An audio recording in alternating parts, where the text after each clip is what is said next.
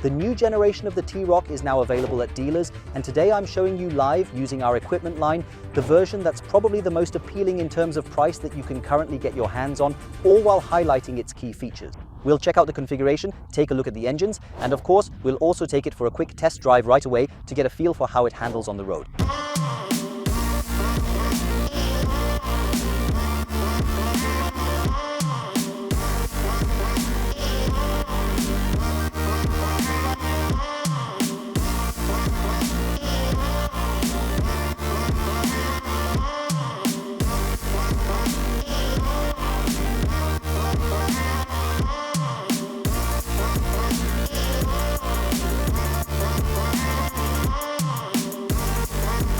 What's better than cruising along the Atlantic in the new T-Roc?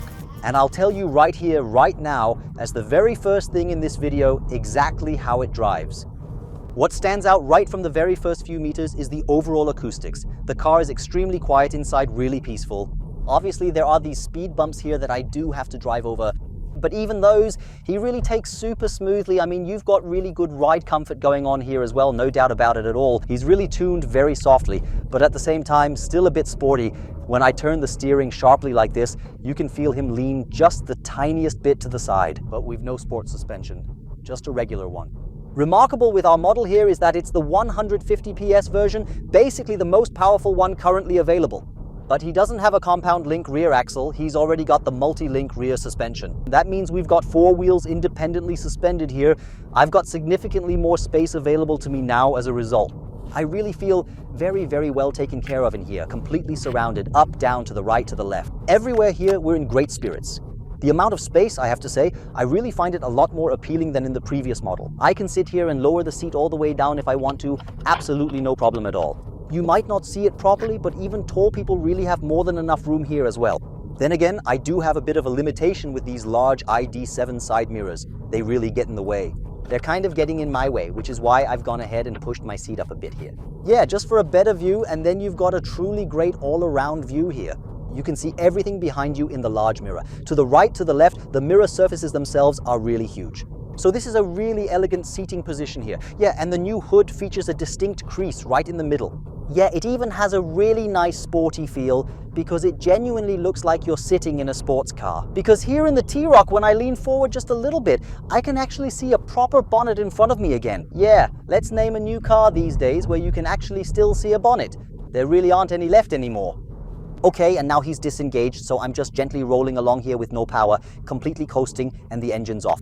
Yeah, that already feels electric. That's the ETSI's strength. It really glides along smoothly and efficiently. Yeah, that's exactly what we're doing now, just gently rolling down the hill, coasting smoothly along.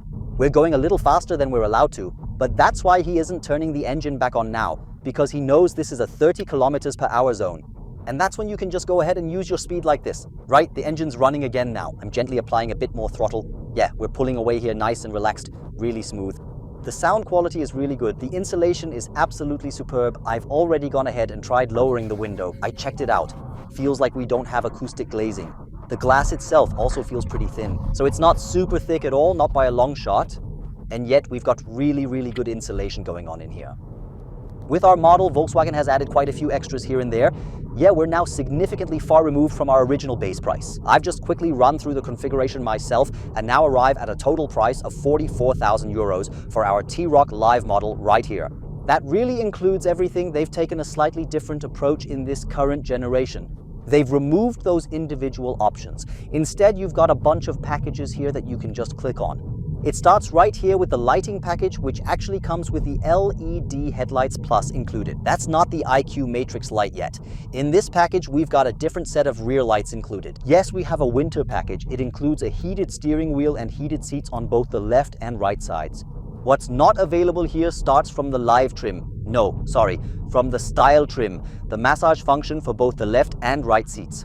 But I have to say, I really don't miss it here at all right now. A feature that just doesn't really appeal to me is this open front, I have to be honest. Just take a good look at these air vents here. You could already stick your hand right through them without any effort. In autumn, that's a bit of a hassle. You'll end up collecting all kinds of leaves, which then get stuck in front of the radiator. I found the version that was slightly more closed and smaller, maybe with just one outlet, to be a bit more practical and better overall. Here you definitely need to carry out the leaf cleanup behind the radiator grille at some point during the fall season each year. What wheels come as standard on this model? We're actually already fitted with 16-inch alloy wheels as standard right from the start. There's another upgrade here on our model. We've actually got a full 18-inch wheel now paired with a 2.25 tire for even better performance. It's got a bit more rubber, you can feel that too, and it really benefits the ride. It really damps down just a little bit extra. Yeah, if you want, you can nowadays have the Airline fully custom configured all the way up to a full 20 inches. Airline or the standard T-Roc look, yeah, that's something everyone has to decide for themselves. I went for the live variant today, quite simply because I think Airline looks absolutely fantastic, but the additional cost you end up paying is really quite steep and might not be worth it for everyone. Yeah, and the sales figures of the previous model showed that too. The standard versions like Live or Style are just consistently more popular and in higher demand simply because they're even more cost-effective and appealing price-wise. Starting at 34,800 euros, that's where our Live model begins here. We've got the better version or the larger version here, which right now happens to be the largest available variant we can actually deliver. This is the 1.5 TSI, a 4-cylinder engine that delivers 150 horsepower or 110 kilowatts, along with a maximum torque of 250 Newton meters. Yeah, so it's not exactly a rocket. It takes 8.9 seconds on paper to go from 0 to 100. I'll just give it a bit of gas and then you'll hear it clearly. It really screams already, and you definitely have to press the accelerator down quite hard here, no doubt about it. That really works in our favor since we always come equipped with a 7-speed dual-clutch transmission as standard equipment. No matter which T-Roc you choose, this is always included. That way it shifts gears pretty quickly, and when I floor it here and kick down, it's always got the right gear ready. So it can really launch off with proper power and deliver strong, confident acceleration. When it's standing there, it instantly looks fresh, modern, sharp, and sporty. That's because it's grown. 12 centimeters longer to be exact. The overall length is now 4.37 meters, making a real difference. The wheelbase gets longer by 12 millimeters. That's not such a massive increase, but still, it's a bit of an improvement. We now have a wheelbase measuring 2.63 meters. At the same time, when considering the overall new length, the roof height only increases by a single centimeter, just 1 centimeter more. That's why it just feels completely new and different in every way. And yet somehow still familiar, especially because of this silver strip, which is no longer anodized. The characteristic C-pillar has been retained. And I have to say, I really like the overall look and feel of the entire design overall. If the optional glass panoramic roof isn't included, this area receives a new outer skin made of metal sheet instead. You can see there are these reinforcements here, the kind typically found in off-road vehicles to make the roof more stable. That's actually new. The predecessor didn't offer that. Volkswagen's marketing team surely knows why. Yeah, I just don't get it. The tailgate's still manual, and that's a real downside, unfortunately. It's also not meant to open electrically on the Live model. You only get that feature starting with the style trim, which I personally find really disappointing, especially when you consider the overall price point of the vehicle. Starting with the Live model, you can get the two-tone exterior paint finishes. Right now, this one is shown in pure white combined with a sleek black roof finish. That's a straight €1,000 extra charge. All models except for the R-Line actually come equipped with this bumper design, and I have to say I really like it a lot, especially how clean and modern it looks overall. What I also really like are the LED plus headlights here. Technically speaking, they don't actually differ at all from the Matrix headlights. We've got the module here, we've got the movable lens, but the Matrix unit itself remains deactivated in this version. Unfortunately, it won't be possible for you to unlock it at a later point as an optional extra feature, via function on demand. That's unfortunately not possible, but the new look already appears very nice compared to the standard LED headlights. If the optional LED package is included, you also get the illuminated grille, along with the slightly updated headlight design featuring that distinctive lens element. It doesn't swivel here though. That feature only becomes available with the Matrix lighting system, which is offered in the higher trim level. But here, we already have the illuminated VW badge at the rear, plus the continuous light graphic. Yeah, and of course there's also a really nice little welcome animation that smoothly plays out every single time I unlock it in the dark. Yeah, and I don't necessarily need the key, since the keyless locking system is already available as an option starting from the live trim level when configuring your vehicle. It hasn't been included here this time, so we've simply got the classic Volkswagen key, the familiar one you know from everywhere around. If ambient lighting isn't included on board, this is exactly how your door panel would appear, by the way. There's no separate decorative trim, it's simply one integrated component, but it's soft foamed. I think that's great. and the door opener integrated right into the handle. Gotta say, that's really stylish and well executed.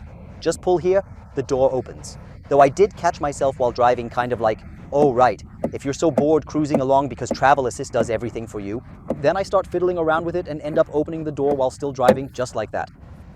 That can't possibly be the intended purpose, right? What definitely won't be around anymore is the TTI. It's been completely scrapped for the entire T-Roc family, won't be available anymore, and isn't coming back at all. Those days are over. But as a trade-off, you'll now get a powerful 2-liter 4-cylinder engine with solid performance across the entire lineup. This engine is now available with all-wheel drive for the first time, not offered for the 1.0 and 1.5 models here. That actually all stays the same as on the predecessor model. And the interesting thing about the 2-liter TSI is that it comes as an ETSI with an electric belt-driven starter generator and then this additional electric boost. That's completely brand new for the VW group and hasn't shown up anywhere before. I'm really excited about it. Power probably somewhere between 204 and 220 horsepower. That's still up in the air, hasn't been confirmed yet.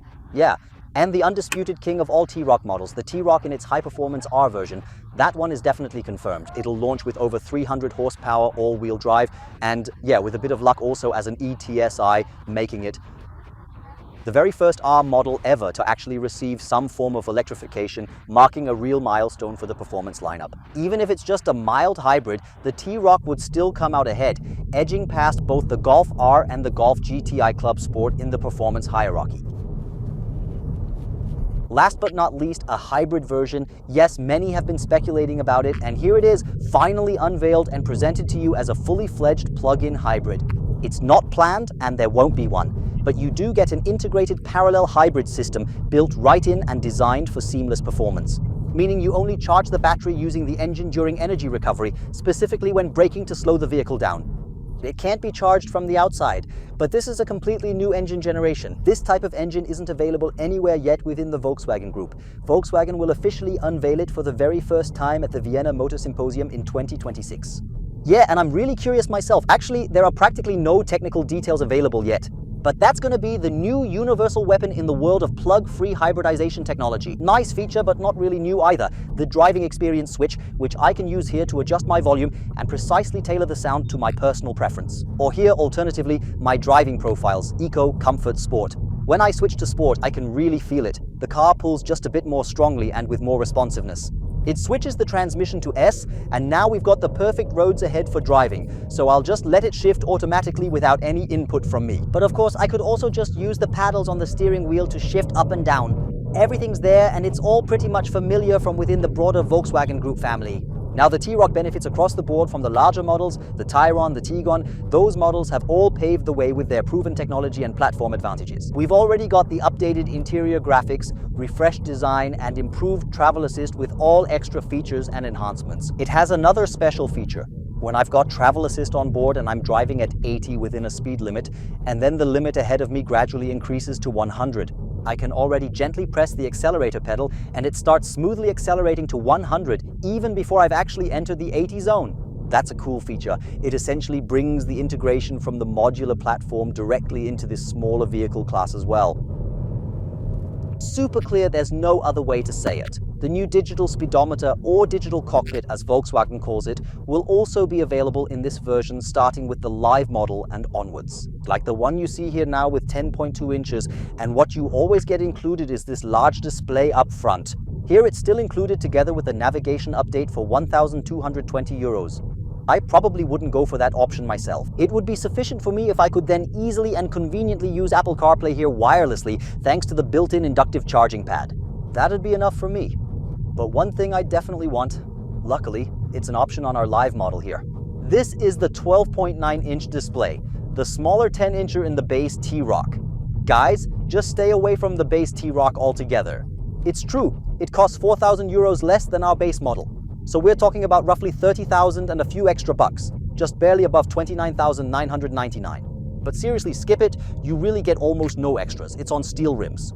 That really doesn't make much sense when you think about it. If you're a bit tight on money, it's better to just go ahead and put that monthly payment toward investing in the model right from the start.